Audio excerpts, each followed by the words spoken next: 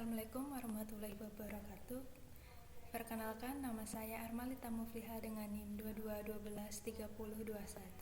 Saya mahasiswa dari Universitas Dikya Mitra Indonesia dengan jurusan Psikologi. Tujuan saya membuat video ini untuk memenuhi tugas mata kuliah konstruksi alat ukur psikologi yang diampu oleh dosen Roy Gustaf Ahmad Topen. Di sini saya akan mempresentasikan mengenai burnout akademik atau kejenuhan atau kelelahan akademik. Langsung saja kita ke slide pertama.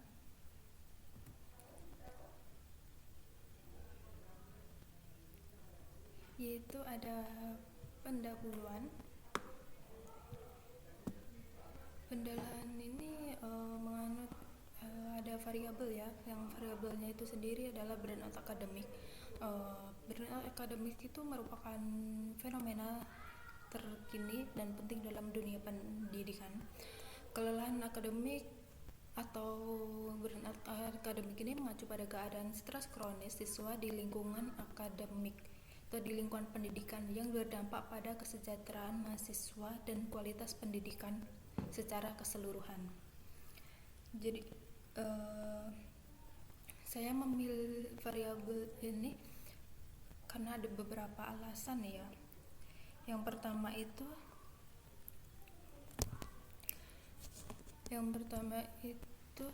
salah satu alasan utama pilihan saya memilih variabel burnout akademik ini adalah masalah ini dalam masalah burnout akademik saya ini sangat penting dalam sebuah pendidikan saat ini, pada saat saingan akademik semakin ketat dan harapan akan hasil yang semakin tinggi. Tekanan terhadap siswa semakin meningkat. Hal ini dapat menyebabkan kelelahan akademik atau burnout akademik itu sendiri. Yang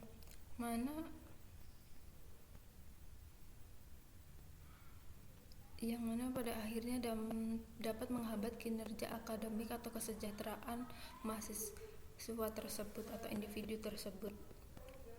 Oleh karena itu, memahami faktor dan strategi penyebab burnout akademik ini sangat penting untuk meningkatkan kualitas pendidikan dan kesejahteraan bagi semua individu. Yang kedua, alasannya karena burnout akademik memiliki dampak negatif yang serius pada individu di lembaga pendidikan. Tingkat kelelahan dan pengurangan keterlibatan dapat mempengaruhi kualitas pengajaran atau pembelajaran di setiap individunya. Selanjutnya ada burnout akademik ini biasa terjadi karena tuntutan akademik yang semakin tinggi, seperti jadwal yang padat serta tugas-tugas yang semakin banyak dan datang secara terus-menerus. Jadi setiap individu itu merasa tertekan karena banyaknya tuntutan akademik atau tugas-tugas yang diberikan.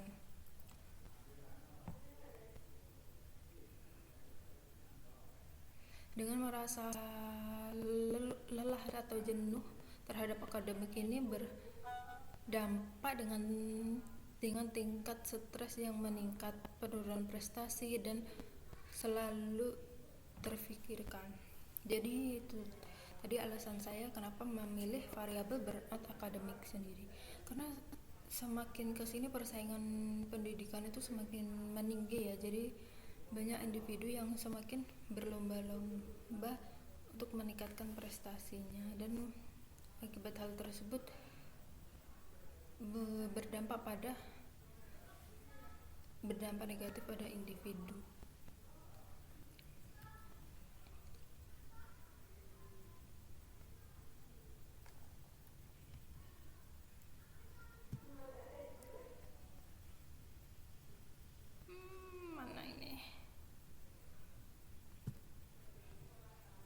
Selanjutnya Selanjutnya ada alat ukur. Alat ukur dalam penelitian ini menggunakan kuesioner terstruktur dengan menggunakan model skala Likert yang diberikan secara online kepada responden di lokasi Yogyakarta.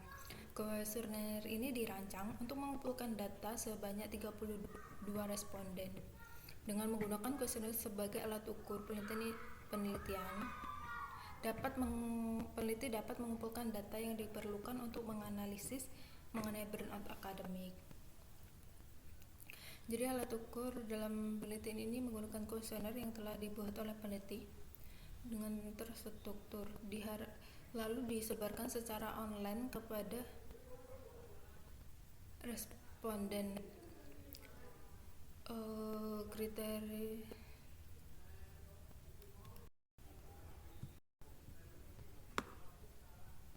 selanjutnya ada tujuan pengukuran ini dari penelitian ini adalah untuk mengetahui tingkat individu yang mengalami burnout akademik atau kelelahan akademik. Pengukuran burnout ini dapat membantu peneliti mengidentifikasi faktor-faktor yang meningkatkan resiko individu mengalami burnout itu tersendiri, seperti beban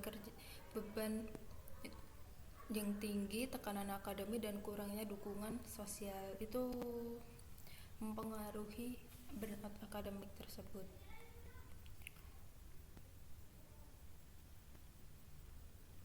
Secara keseluruhan, pengukuran burnout adalah alat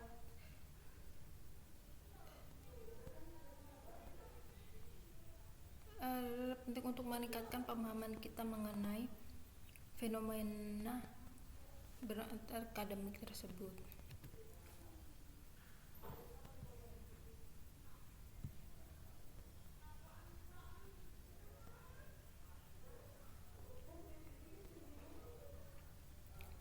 Selanjutnya ada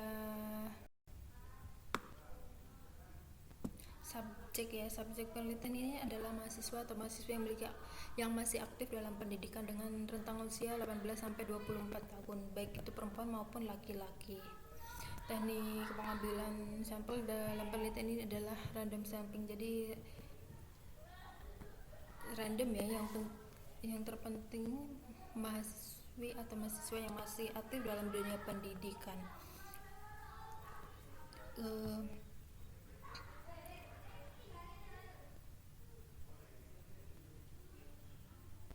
Kenapa memilih random sampling ini?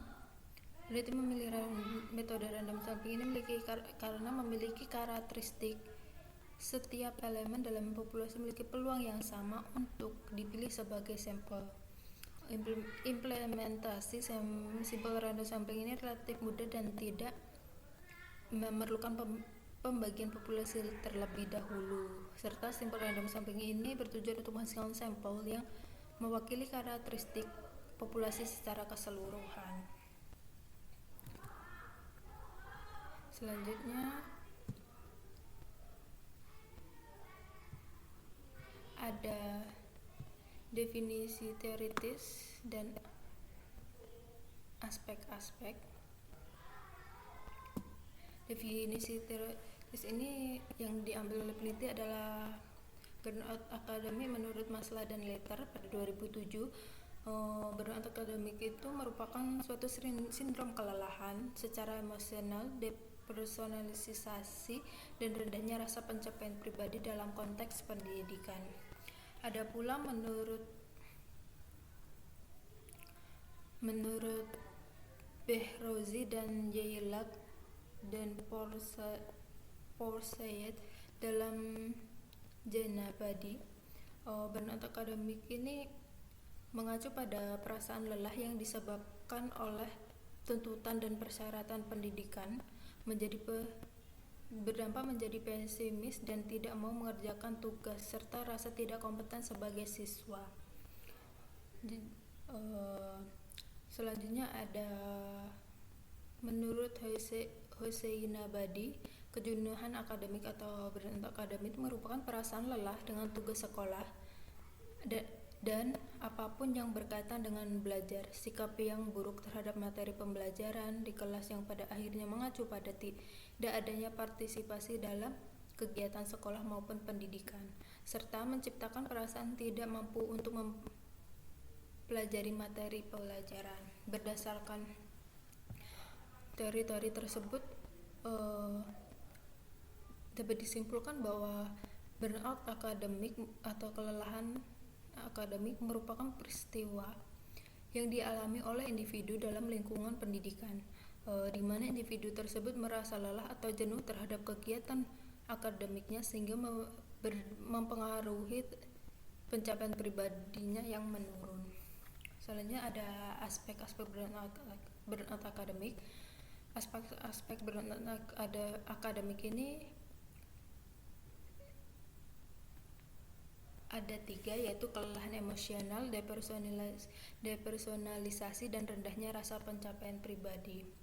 Aspek-aspek tersebut menurut Maslow dan Leiter yang memiliki indikator kelelahan emosional itu merasa lelah secara fisik dan emosional, kehabisan energi, kesulitan berkonsentrasi dan serta fokus, sering merasa frustasi. Sedangkan depersonalisasi itu merasa asing, kehilangan minat serta motivasi, sikap acuh tak acuh terhadap akademiknya, merasa seperti robot atau mesin yang melakukan kegiatan sama berulang-ulang atau secara terus-menerus ya. Selanjutnya ada rendahnya rasa pencapaian pribadi. Rendahnya rasa pencapaian pribadi ini meragukan kemampuan atau kompetisi diri sendiri, merasa tidak puas dengan hasil belajar, merasa tidak mampu atau tidak bisa mencapai tujuan serta harapan, dan terjadi menurunnya rasa percaya diri.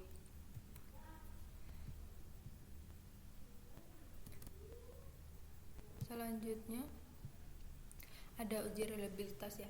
Uji reliabilitas ini dilakukan 3 kali, sebanyak 3 kali. Yang pertama, uji reliabilitas skala burnout akademik ini menghasilkan Cronbach alpha sebesar 0,921, yang dimana itu sudah mendekati 1.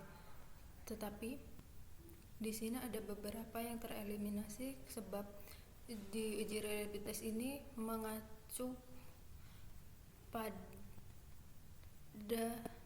tingkat 0,30, yang dimana di bawah 0,30 dianggap eliminasi.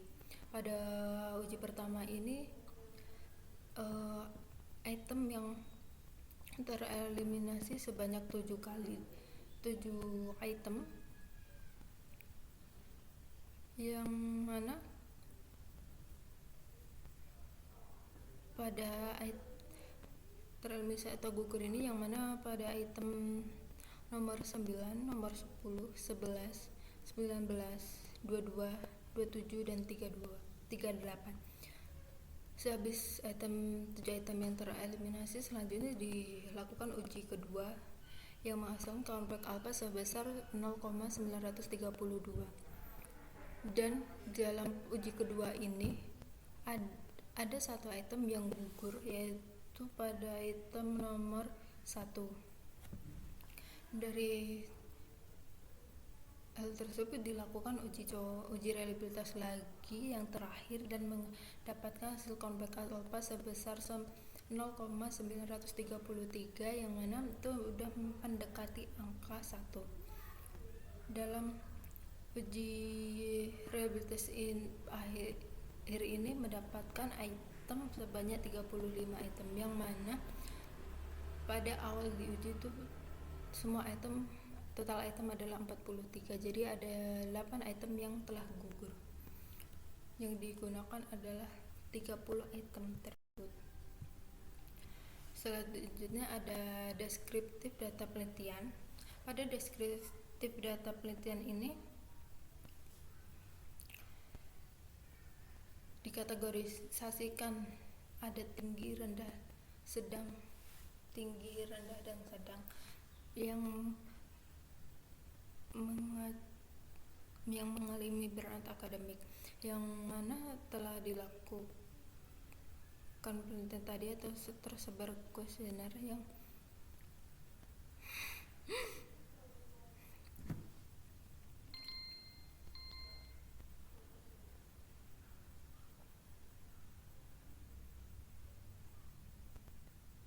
mana dalam deskriptif data ini untuk mengetahui seberapa banyak responden yang mengalami burnout akademik. Dalam hal yang telah diuji dan diteliti mendapatkan atau rata-rata responden itu mengalami tingkat burnout akademik yang sedang ditemukan sebanyak 28 partisipan atau 87,5%-nya sendiri, sedangkan yang rendah terdapat 4 responden.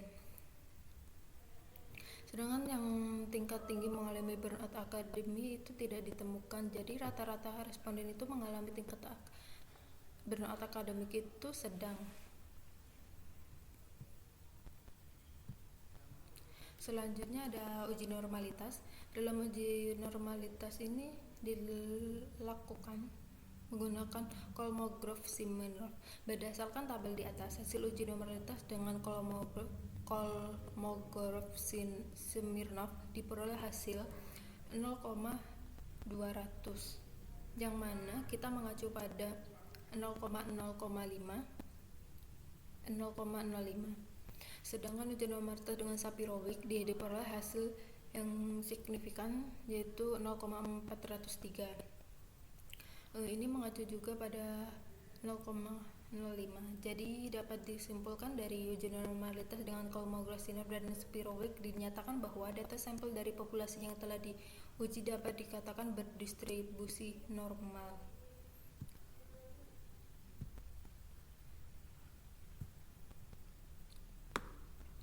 Selanjutnya ada kesimpulan. Penelitian ini bertujuan untuk mengukur tingkat burnout akademik pada mahasiswa yang aktif menggunakan skala Likert yang didistribusikan oleh peneliti. Skala ini mengukur 3 aspek utama burnout akademik, yaitu kelelahan emosional, depersonalisasi, dan rendahnya rasa pencapaian pribadi. Penelitian ini melibatkan 32 responden mahasiswa aktif berusia 18-24 tahun.